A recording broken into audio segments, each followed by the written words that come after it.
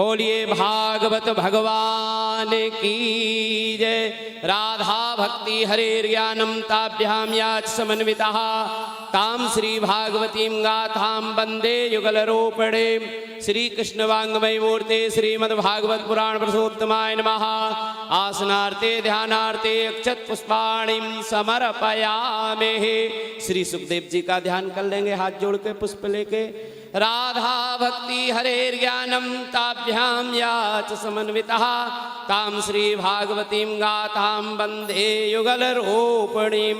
राधाधर सुधा पुष्टम राधा हस्तांगुली श्रितम राधा वरेति कूजंतम वंदे राधा प्रिया सुखम। सुखदेवाय नमः व्यासाय नमः। पुष्पम समर्पयामि अक्षतम समर्पयामि। पुराण पुरुषोत्तमाय नमः पुष्पमालां परिधापयामि। माल्यादीनि सुगंधीनि मालित्यादीनि वै प्रभो मया हृतानि पुष्पाणि पूजार्थं प्रतिगृह्यतां। महाश्रीमद्भागवत पुराण पुरुषोत्तमाय नमः। पुष्पं पुष्पमालां समर्पयामि। श्री पुराण पुरुषोत्तमाय नमः। बालकृष्णाय नमः। श्री वृंदादेव्यै नमः।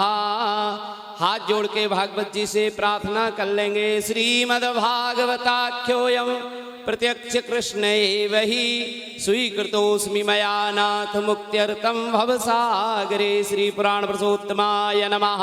अब पूज्य व्यासासीन भागवत भूषण श्री विमल चैतन्य जी महाराज व्यास जी का माल्यार्पण करके स्वागत करेंगे।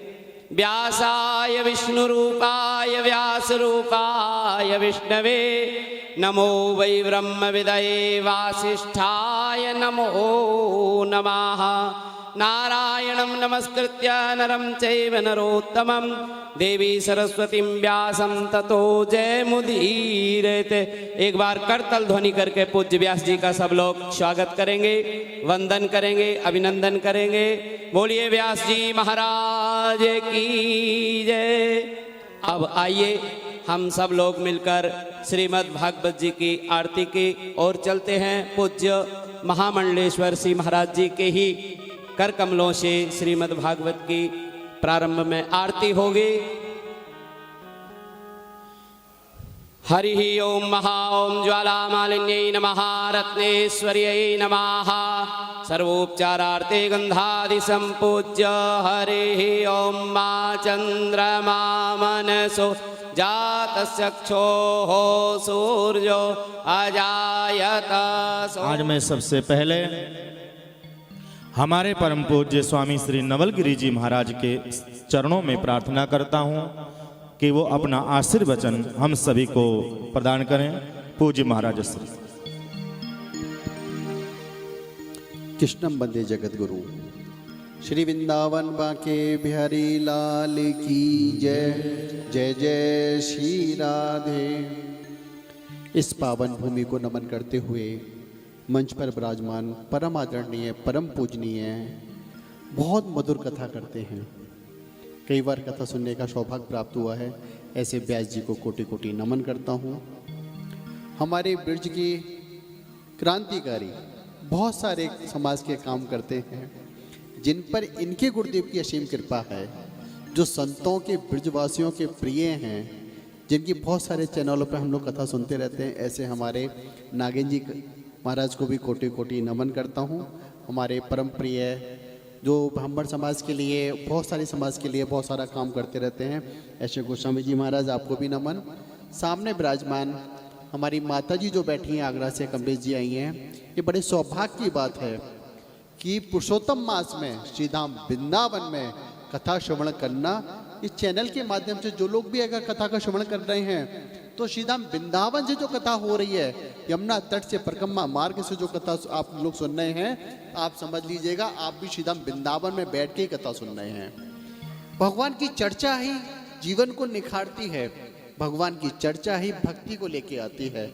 आप कथाओं में बहुत सारी चीज़ें सुन रहे होंगे और आप देख रहे होंगे या रोज नए नित्य संतों के दर्शन हो रहे हैं। लगता है कि अभी कुंभ आने वाला है हरिद्वार में, नारद भक्ति आश्रम में तो पहले से ही कुंभ लगना शुरू हो गया है। या नए नए संतों के दर्शन आपको चैनल के माध्यम से हो रहे हैं। मुझे कहीं जाना है, अभी बहुत अच्छी एक बात हुई है कि हमारे यहाँ राम मंदिर में जो अभी पक्ष में जो फैसला आया है 32 संतों का, आज उनका स्वागत है, तो मुझे बादशाह ग्राम जाना है, वहाँ पर बुलावा आया है। महाराज जी बहुत देर तक रुकना था और हमारा कल से ये कार्यक्रम था, लेकिन आज अचानक ये कार्यक्रम बन गया है। इस समय भारत में सनातन धर्म की एक लहर चल चुकी है और मैं ये चाहता हूँ कि संपूर्ण भारत और विश्व राम और कृष्ण का जीवन को समझे, भागवत का श्रवण करे, गीता का श्रवण करे। जीवन को जीना है तो गीता का श्रवण करे, और जीवन को पाना है, मोक्ष को जाना है तो श्रीमद् भागवत का श्रवण करे, उनको सुने। इतनी सुंदर सुंदर कथाएं आपको आएंगी। जीवन का उद्देश्य और लक्ष्य क्या है? हमारा लक्ष्य यही है कि हम अंतिम समय भगवान को प्राप्त हों। अंतिम समय आपने कथा में सुना होगा, एक बार नारायण कहने से मोक्ष प्राप्त हो जाता है, एक बार राम कहने से मोक्ष प्राप्त हो जाता है। और 7 दिन, ये देखिए 7 दिन कथा का श्रवण करने से, हमारे गुरुदेव महाराज कहते थे कि महाराज जी वृंदावन में जो वास करता है उसका बड़ा पुण्य होता है, लेकिन गुरुदेव महाराज कहते थे जो श्री धाम वृंदावन में 7 दिन का कथा का श्रवण करता है वो भी ब्रजवासी हो जाता है। ये बड़े सौभाग्य की बात है 7 दिन कथा का श्रवण करना। और चैनल से माध्यम से जो सुनने हैं वो ये सुनने, ऐसे सुने कि मैं श्री धाम वृंदावन में बैठा हूँ, नारद भक्ति आश्रम में बैठा हूँ, संतों के चरणों में बैठा हूँ, ये समझकर ये अपने अंदर ग्रहण कर लें कि मैं वृंदावन धाम में बैठा हूँ, तब कथा का श्रवण करें। आप देखना बांके बिहारी के दर्शन आपको उन्हीं 7 दिन में कहीं ना कहीं जरूर होंगे। मैं बांके बिहारी के चरणों में आप लोगों से एक प्रार्थना करना चाहता हूँ कि जीवन का, मैं हर मंच में एक बात कहता हूँ कि जीवन का उद्देश्य है चैनल के माध्यम की वजह से, इसलिए और कह रहा हूँ कि अभी बहुत सारी सोशल मीडिया पे बातें चल रही हैं। हाथरस से कांड हुआ है, कथा का श्रवण करने के बाद, ठाकुर जी के चरणों के दर्शन करने के बाद जीवन में एक कम से कम लक्ष्य बना लें कि बुजुर्गों की और बेटियों की हम लोग सेवा और इज्जत करें, माता पिता की हम लोग जरूर जो है उनकी सेवा करें, गौ की सेवा करें। मेरे ठाकुर की असीम कृपा पर बनी रहेगी। हमें जाना है और भी हमारे महाराज जी को भी कहीं शायद गोकुल जाना है, इसलिए मैं ठाकुर जी से प्रार्थना करता हूँ अधिक मास में आप पर मेरे पुरुषोत्तम महाराज की, नारायण की अधिक कृपा बनी रहे। अपनी वाणी को विराम। जय श्री राधे।